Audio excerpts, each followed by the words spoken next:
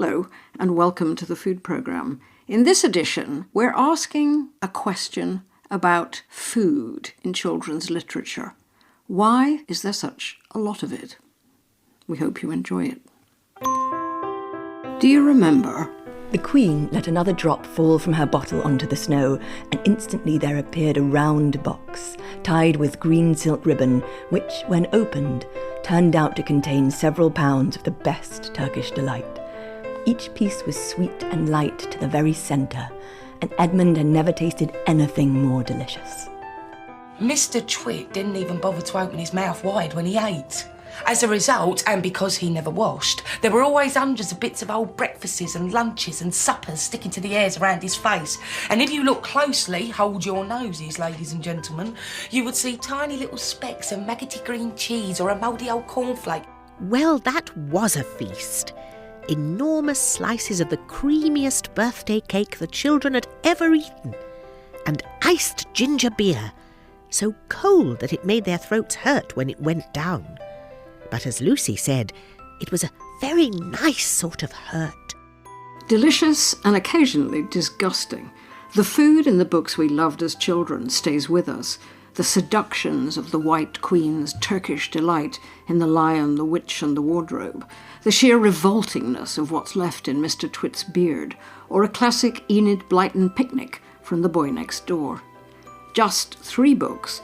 But so many children's books, the classics and the new, are gluttonously rich in feasts as well as in descriptions of small, tasty, comforting, and sometimes laugh-out-loud taste pleasures, like the ice mice sweets in Harry Potter that made the eater's teeth chatter and squeak, and the fizzing whizbees that get you floating inches off the ground.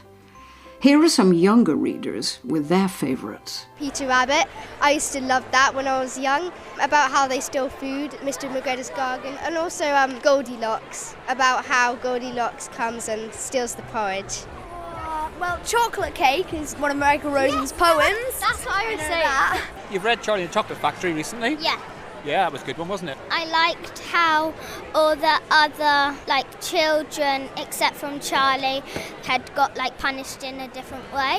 You also liked the idea of the chocolate, though, didn't you? Yeah. Creamy, golden, delicious chocolate. What is it that makes food such an essential part of children's literature? I'm Sheila Dillon, and that's the delicious question for this edition of the Food Programme. But Charlie, Mr. McGregor and chocolate aside, we'll also be giving you our rundown of the Food Programme Books of the Year. Now, are you sitting comfortably?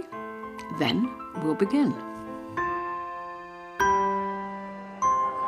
We're in Bath at Europe's largest festival of children's literature, and a packed theatre is waiting for one man. I often play around with food and food names. I always tell children that my real name is Michael Rosen. Michael Rosen, or Rosen if you prefer, is a professor of children's literature, a writer and a performer. He's known for one poem in particular. I only have to say now chocolate cake, and there's this kind of raw. I mean, at one level it's quite disgusting. It's quite funny, really. I sort of feel this great gluttonous roar at the sound of chocolate cake. And then fear, because I've got up in the middle of the night and stolen it. So there's that element, and I played along with that idea that maybe the parents will wake up halfway and then will mum forgive me or not. So I'm playing a little bit with the forgiveness idea that you get with Max and the Wild Things. It's sort of the same idea. So yes, I can see it on the children's faces. Once we had this chocolate cake for tea, and later I went to bed. But while I was in bed, I found myself waking up and licking my lips and smiling. I woke up proper. The chocolate cake. It was the first thing I thought of. I could almost see. The first memory I have of food is actually where the hero is in danger of being eaten. It's Peter Rabbit. And I used to stare at those pictures in Peter Rabbit where you see Mr. McGregor. Mr. McGregor, he's only trying to do his job. He's a gardener, he doesn't want rabbits to come and eat his lettuces, But the mum warns him, that if you go out there, Mr. McGregor may put you in rabbit pie. It hangs over the whole story. It's really quite a terrifying idea that your main character could be eaten by somebody. And the way Beatrix Potter depicts Mr. McGregor is sort of, he looks like a sort of ratty, cranky old man. And though he's very small in the picture, he feels incredibly threatening. She leaves a lot of white page around him. And so the sense that your hero could be eaten is really quite terrifying, because if you think a child hero in a book is a surrogate child, it is the child that you are. So you think, I am going to be eaten. It's not Peter Rabbit's going to be eaten. So we quite often think, as well, maybe with my chocolate cake, or indeed with Roald Dahl's chocolate cake with Bruce Bogtrotter, we think of greed, we think of, well, it's almost libidinous quality to it, the idea of this sort of filling, it's so wonderful to fill yourself with this gorgeous sweet stuff, but actually you flip it with Beatrix Potter, it's you that's going to be eaten, and that's a whole other dimension. That's quite scary, because someone else is going to enjoy eating you, and there's that sense of fear that is sometimes in children's books. Think Hansel and Gretel, there's something fearful at the heart of it. And Beatrix Potter explored that. Michael Rosen, or Raisin.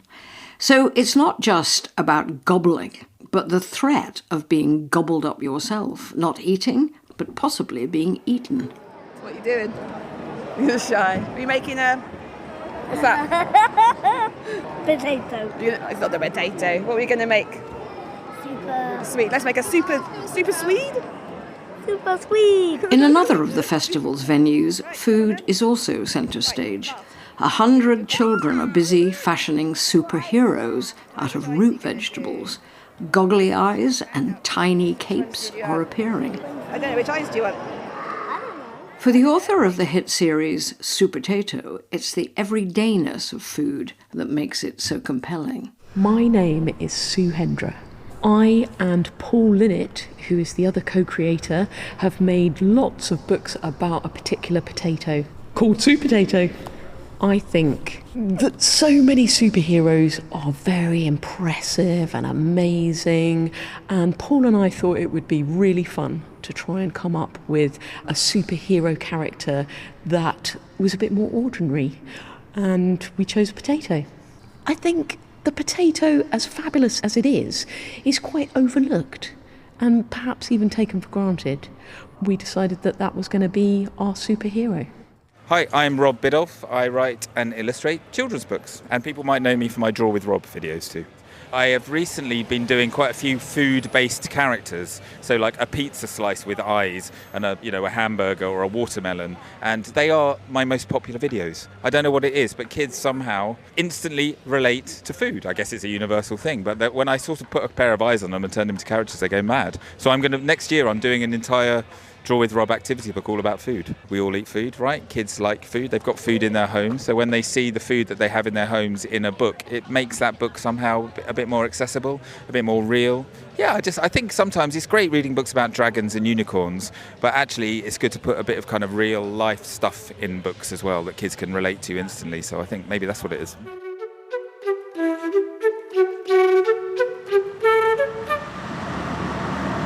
I'm walking along in North London toward the flat where Katherine Rundell lives. She's a children's book author, and her latest book, Impossible Creatures, is impossibly wonderful. And we're going to talk to her because she writes so well about food.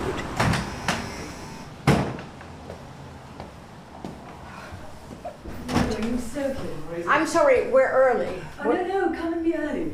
Okay, you're Katherine. Yes, hello. Hi. Hello. You say, writing about food is my favourite part of writing, just as eating is one of my favourite parts of life. When you write about food in children's books, you are trying to offer children feasts. You're trying to offer them the experience of feasting. So you're trying to kickstart in them delight. You're teaching them in some ways about what happiness the world will have to offer you. And one of those joys will be food. And I think for me, I have always promised that every single food that the children eat in my books, I have tried myself. And I have eaten it, and I want all the descriptions to be as real as possible. Except for my most recent book, Impossible Creatures, which is set in a mythical universe. There, of course, we're just making stuff up. But you famously ate a tarantula. What was that about? I did. I went to the Amazon rainforest to research my book, The Explorer, and while I was there, I was offered the chance to eat a tarantula, and I didn't take it. And instead I asked some children in the Amazon what the tarantulas were like, and I put it in the book. And then when I got home, I had a deep regret that I hadn't fact-checked the tarantula. So I found one that you can buy in a can on the internet, and I ate the face. We're talking dead tarantula. Crucially dead and ethically sourced tarantula. They come with their legs all curled up, but you sort of have to uncurl them. They have faces that really do look like they know everything you've ever done, and they judge you harshly for it. Oh my God. And what did it taste like? It tasted like burnt hair. I guess because they have a lot of hair and the hair is roasted, so it tasted a lot like if you set fire to your hair on a candle. What did the children that you spoke to in South America say?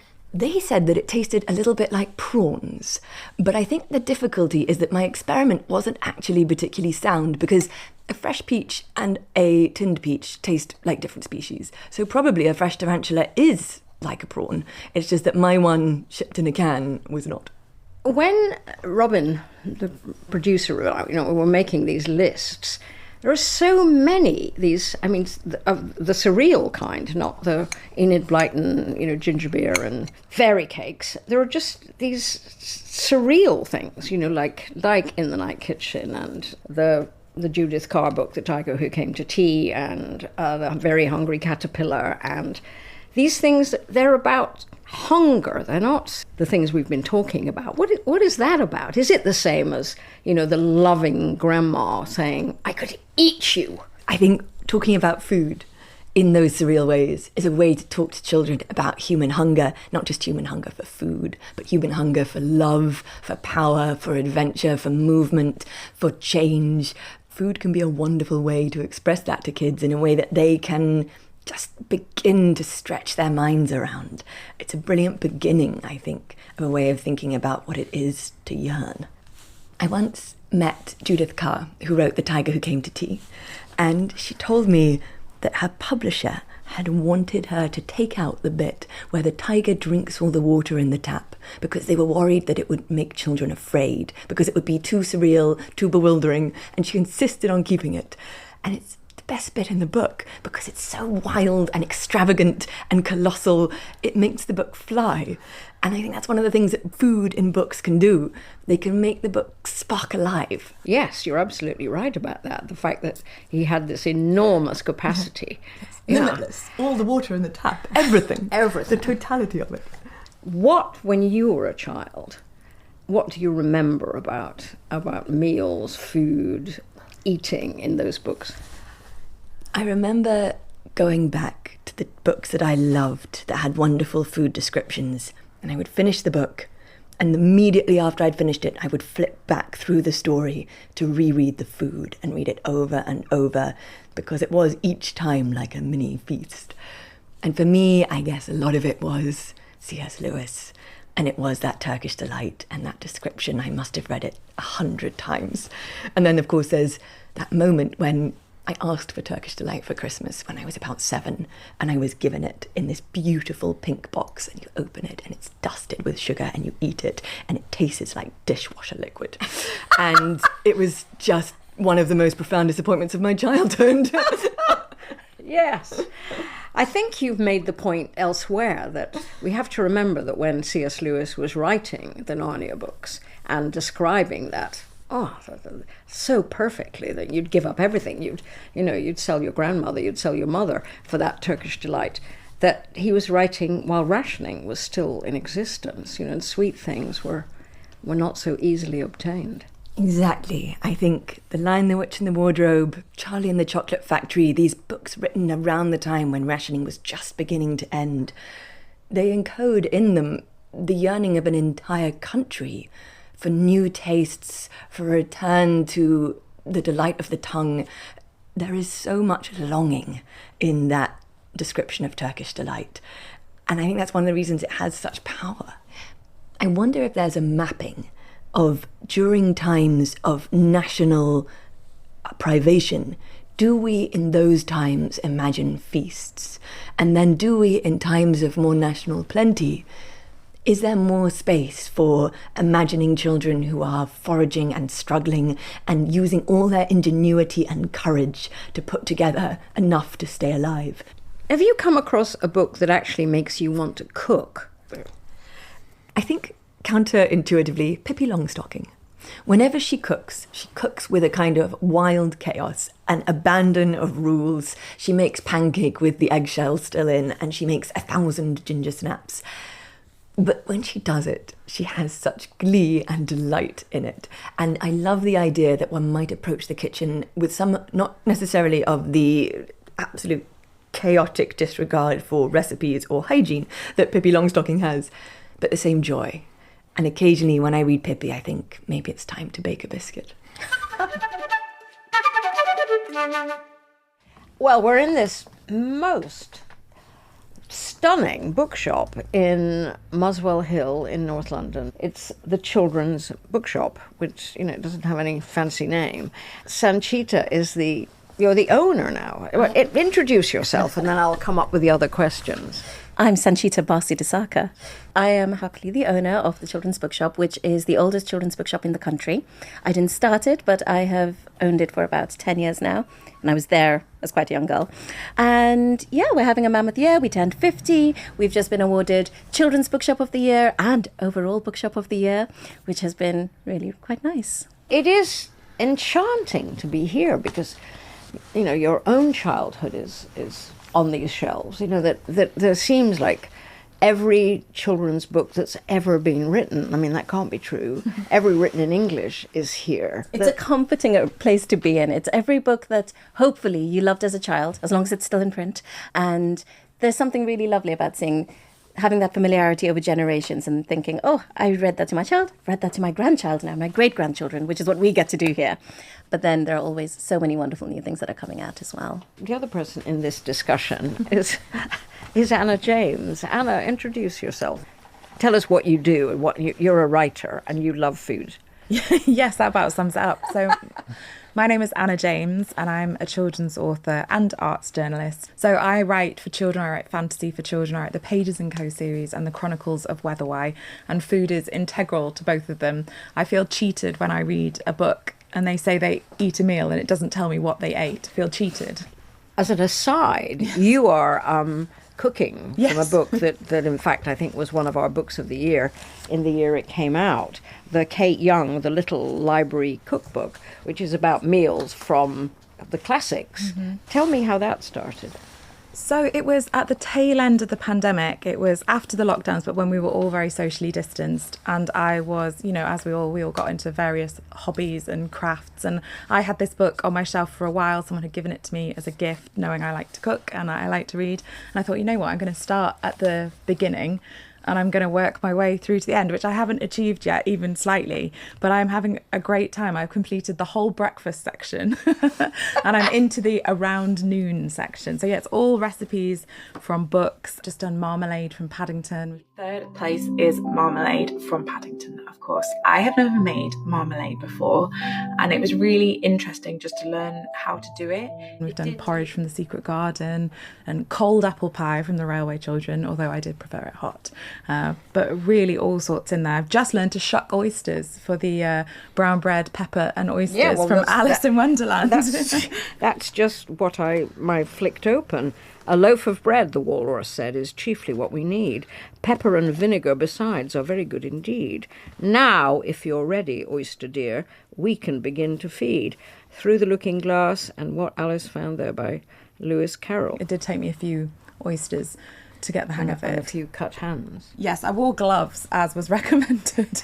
Not very glamorous, but yes, saved any desperate injuries. That's the one where they eat the protagonist, right? Yes. Well, food in Alice in Wonderland is less of a comforting one because, we talk about the coziness of children's books, but obviously it's often used as kind of temptation or punishment. It's not a universal kind of comforting thing in children's fiction. And Alice is definitely one where food is, as everything, a little strange and not sure if you can trust it. Sanchita, what is it that you think draws children to food in books?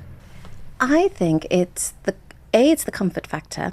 When you are in your deepest moments of peril, whatever that is, whether you are stuck in a frozen land and a witch is chasing you down, or whether you are maybe in quite an emotional turmoil in real life situations, maybe your father has been accused of being a Russian spy and all you can do is wave at railways, whatever it is, at those moments of desperation, what you need is a meal that brings you together, that has been cooked with love, hopefully, and when you're together with your friends and your family and you're eating that, you know you're in that moment of safety. So it's both a structural thing for children's books, I think, but also it is just something very sensorial. I really feel that food, for me, is to do with comfort and coziness in children's books more than the kind of temptation punishment side of it, because I feel like the books I'm trying to write, those are the books I'm more in conversation with. And I think that a meal as well holds a hand out to a child reader and says, come into this world that I've made for you, come and have a meal with these characters I've made for you. Are we being sentimental, though? Because children live in a junk food culture. What hold does that have over children whose daily food experience is not sitting around a table? It's probably just grabbing something in front of the television or in front of a screen. I think you can learn quite mindful eating from children's books because it is actually all about the pleasure of the food. And whether you're sitting there eating 5 ripe tomatoes on an Enid Blyton picnic, and really you bite into those things and they taste beautiful. There's a real appreciation for the food, and I think that's the main thing. Having said that, some of my favourite books and descriptions of food have been junk food. Charlie and the Chocolate Factory, describing every single sweetie possible, and it's absolutely rotting your teeth, but that's part of the fun. I don't think you can make children's books too prescriptive, and there was a wonderful Alexander McCall Smith, which was just called The Perfect Hamburger. And the entire book was about recreating some beautiful burger from some child's youth. And there's nothing wrong with a well-made hamburger. And Roald Dahl wrote that book at a time when chocolate was a treat. The problem is we've created a culture now where treats might be 7 times a day. It's not something you can long for in the same way. I think that in children's books, it's all about wanting the right things at the right time. Sarah Crewe in Little Princess, she's stuck in a lonely attic. She's been brought to her knees, really. She's surrounded by poverty, but she imagines up the most beautiful of meals. She just conjures them out of thin air. And that's enough. That is what her imagination is what sustains her diet. If you had to pick 2 or 3 books that are powerful to you in the way that they describe food in children's books, what would each of you choose? Well, I think the one that we particularly have in common is, of course, Enid Blyton. I think that it's hard not to think about her descriptions of food. When you mentioned the tomatoes, the screw of salt, they always have a little twist of salt in a piece of paper. I still do a screw of salt when I take tomatoes on picnics. Yeah. And those meals are very simple as well. And also you've got the faraway tree with the pop buns and Google buns. Honey cakes? What is it? Well, I actually tried to make these, but they're really hard to make tasty because to have a batter that's dense enough to hold honey in, it has to be quite dense, and it actually isn't particularly nice, and otherwise the honey leaks out. But that's the joy of a fantasy book, it doesn't matter. The logistics of the baking world do not apply to the enchanted wood. And the Google bun's like a currant full of sherbet as well, and I think that'd be quite hard to do, but again, that's part of the joy of it. I think we both have a fondness for the midnight feasts of St Clair's and Mallory Towers as well. Isn't it funny? You're such a different generation from me, and yet that is precisely what I would have said. You know, Mallory Towers and Famous Five, and I think though it is that tradition of food is really rooted in those books, and then a lot of us writing today are kind of honouring that or in conversation with that. I think another of my favourites is The Wind in the Willows, and Ratty being lured to mess about on the river for a bit. And again, it's has that similar beats to Blyton, although obviously Kenneth Grahame came first in terms of its cold chicken and cold ham and bread rolls and cress sandwiches. It's all quite that classic, simple picnic vibe. It's picnic food. It's a classic English picnic. I was thinking, Sanchita, about what you said about not setting up, longings that you can't fulfill. I mean, my childhood was full of longings to be at Mallory Towers, to be middle class, to move out of my working class background and just leave home, for God's sake, and go and live in this exciting, things which could not be fulfilled. And I'm sure were not generally good for me in thinking that middle class people had lovely lives. All you had to do was to become middle class and happiness would descend on you. What a joke, yes. It's quite funny. Really, what would have happened is we'd have all been relentlessly bullied by girls who were very good at lacrosse and actually maybe mocked us for how much food we ate. I know I'd have been a villain in a Blyton book, but that didn't stop me from wanting it anyway. And I think it's really interesting because when you're reading, you do inherit all these English diets. So there's one point in the St. Clair's book when they describe sardines pressed in gingerbread cake. Disgusting, truly disgusting, but also the most magical thing I'd maybe ever thought about. But it was a long time before I ever read any food that was from any other part of the world. And, I'm Indian. I was eating much more interesting food. But it never occurred to me that there was an absence of that in the literature I was reading. But now it's rather wonderful because you've got all these new authors who aren't afraid to write about the kinds of food that they grew up with. So you've got authors like Nazrana Farouk. She's written this fictional Sri Lanka, and her characters are also very hungry. And they don't do anything before stopping to eat a little bit of roti and a little bit of sambal and pick jackfruit off the trees. With every smuggler that they find, with every roadblock that they encounter, there's nothing that can't be sorted with a good, spicy Sri Lankan meal. And I love that. In a sense, children are drawn to food in books because it's the togetherness as well. It's the gathering. It's around a table. And that's interesting, isn't it? As fewer and fewer children seem to gather around a table, there's still a longing for it. It's food as a social function as much as anything else. It's you bond over those moments of eating together, breaking your bread together, sitting over your campfire together. That is where you can process everything that's happened to you. And it doesn't need to be that. It's often not extravagant food because it's also, The Hobbit. It's people coming for tea at your Hobbit hole and just putting out on the table whatever you have in your cupboards, although obviously Hobbits' larders are very well stocked.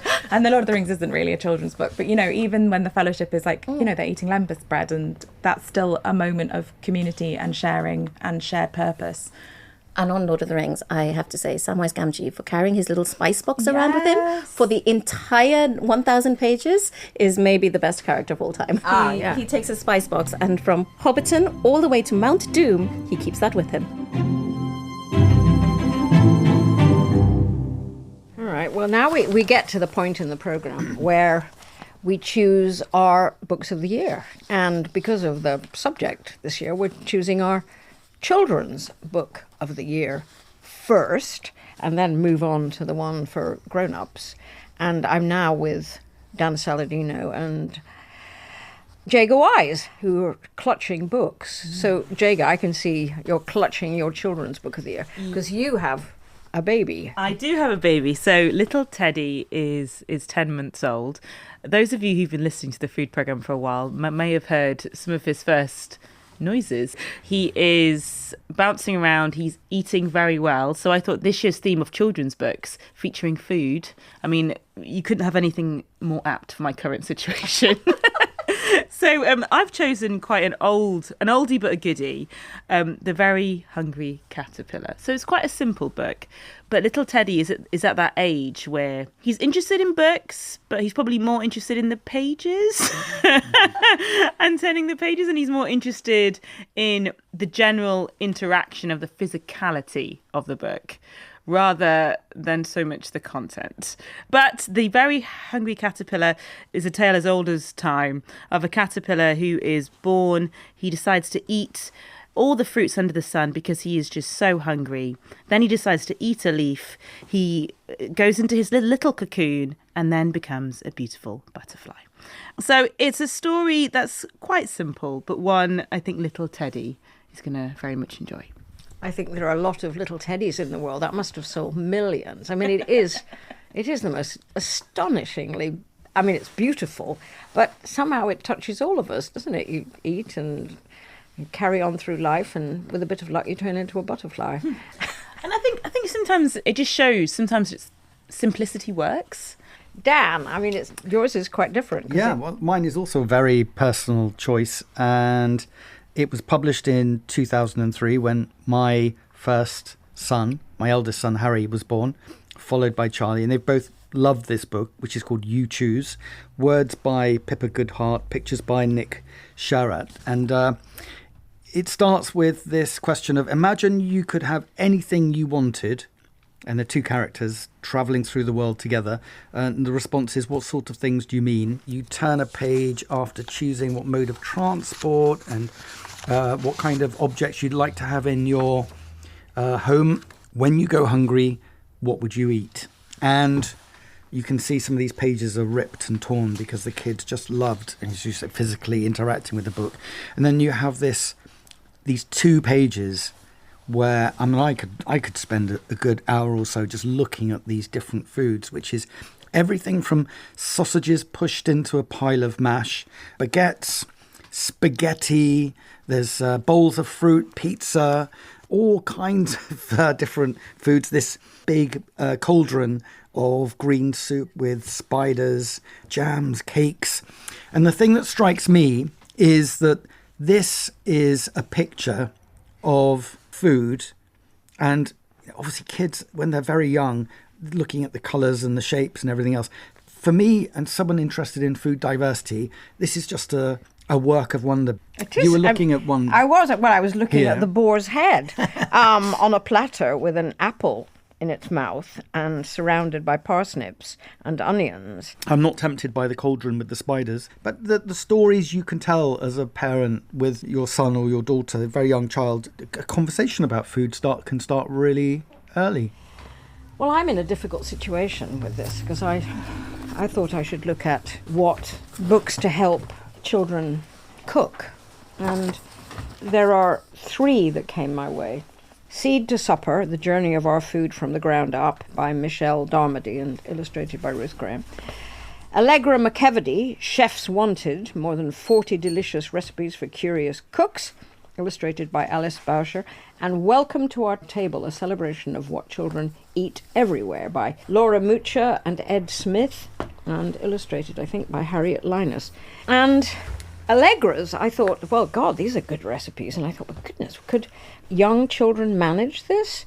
And then Natalie Donovan, one of our food program producers, she said her 7-year-old has been really, really attracted by this. This was her favourite. I mean, there are wonderful, great recipes for any of us. The photography is great because it's done in such a way where the food on the plate stands out. So it's really appealing that you, in a playful way, makes you want to figure out how is that made. This one, I really like this one, Welcome to Our Table, because this is sort of, it is the world. So it's touching on what we were discussing earlier about where does our food come from and how is it different around the world. Yeah. It's like lamb dishes around the world. Do you dig it? All the things that come out of the ground, like potatoes, yams, and cassavas. What soybeans are, nuts.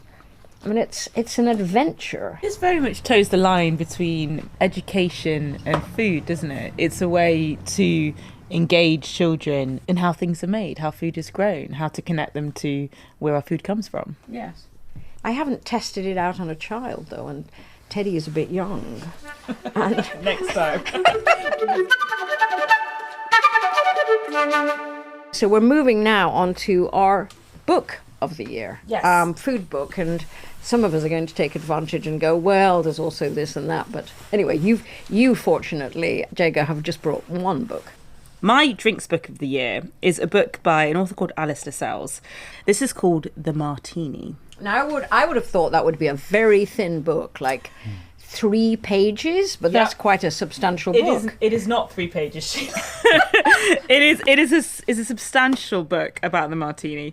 And one of the things I really like about Alice's writing is a subject like the martini.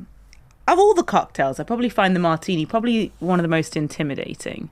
It's so simple. 3 ingredients: gin, vodka, and vermouth. It can be great. It can reach heights unbeknownst to man, or it can be absolutely terrible. So the fact that Alice has been able to write this book, she writes almost like she's taking your hand as a first timer. She writes with such comfort. And the martini, when I say there are lots of different variations in which I did not even begin to know or understand. And some of them are incredibly subtle.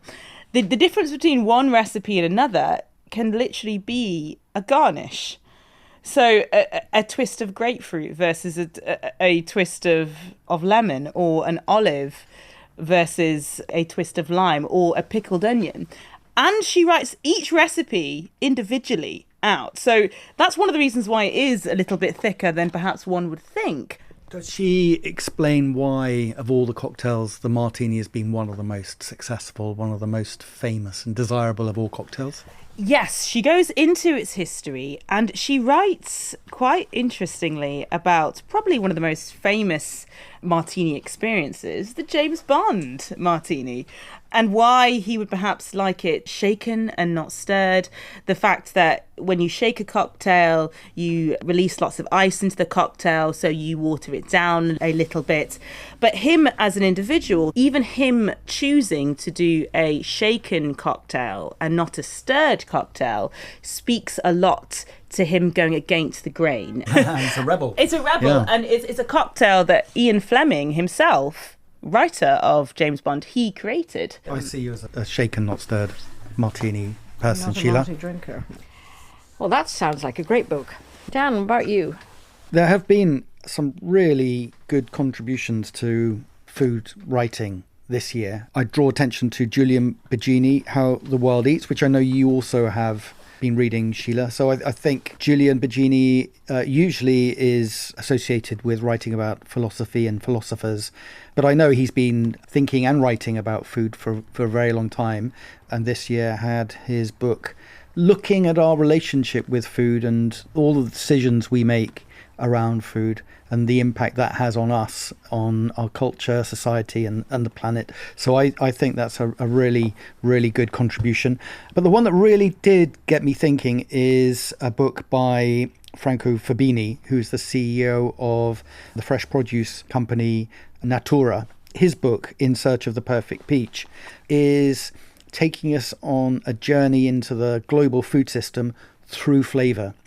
And for me, this is a really important, thought-provoking approach to looking at how did we get to where we are with the food that fills supermarkets, what have we lost, and why does flavour matter? I find this so interesting because the very latest science points to the importance of flavour and its association with chemical compounds that are beneficial to our health. So I think Fabini has really touched on a fast-moving and scientifically driven way of rethinking food. I mean, one of the problems in Britain with trying to, get people eating better food is a lot of kind of pointing and finger wagging and, and you must, and it's healthy. And in fact, nobody ever eats because they're healthy. I mean, I don't. I mean, you eat because things taste delicious. And, he's pointing away to saying, let's emphasize that. Let's emphasize taste, deliciousness, pleasure. And it's important to say that in the post-war period, most of the food we eat has been bred, selected, grown, not because of flavour, but because of other things such as yield and also disease resistance. So we've moved over from that really important sensory experience that we've had, that relationship with food, to one of function and fuel. And Fabini is arguing that we need to understand how that disappeared from the food system. And he does get to find the perfect peach. It's called the Greta White peach, which he encounters at a market in Milan. And he says biting into it was like taking off on a rocket ship. Its acidity edged just over the sweetness into a flavour so intense and magical that it blew my mind. How often do we get that experience? We should be having more of that. And you could say it's a rarefied argument to say that we all should be having the most delicious orange or the most delicious date or whatever. But we need to reclaim food, he argues, into the food system for everyone. I went to a primary school where they had this program where they bring an apple mid-morning for their mid-morning snack. And so all the, this box came in, the kids were excited, and it was tasteless. And I thought, I'd rather have a bag of crisps. I mean, it just, that teaches those children that apples are not interesting. There are ways in which you can get those delicious tasting apples. We know that, and you can find them in farmers markets and elsewhere. And maybe that's step one in search of the perfect, not peach, but starting with an apple. Especially in the UK, we grow apples so well here. There are too many banal apples in the supermarkets. There really are. They really are. Victorians and even Edwardians could eat an apple a day for 4 years without eating the same apple twice. Yeah. There was that much diversity in Britain. There is. I decided that my book of the year was a book that we actually did mention on the food programme by Sally Abbey. It's called A Woman's Place is in the Kitchen, A Chef's Dispatches from Behind the Pass. And Sally Abbey is a young chef. She now has her own restaurant in London, but she has been through the grinder getting where she's going, and she's a survivor. And in a way, it's an answer to Anthony Bourdain's Kitchen Confidential. And I must say that when that came out, I've read it since, but I really hated all the macho responses to that in Britain, all those men, like, yes, chefing is tough, and, I'm a chef, and it kind of revolted me. I think it's as good as Anthony Bourdain, and she's a good writer, and she's so honest about, the tough times, but it's a tremendous insight into what it's like today for a woman to make it as a chef in Britain. And on the cover, Angela Hartnett says, an insightful, honest account. And Angela knows. Our conversation in the children's bookshop didn't stop there. Sanchita gave us an enticing list of other books about food for readers both young and old. And there were great cookbooks I didn't have time to mention, so a full list of those and all our recommendations is now on the Food Programme website. Thanks for listening. Thanks for listening. Producer Robin Markwell and I hope you enjoyed it. Hope it brought back some childhood pleasures.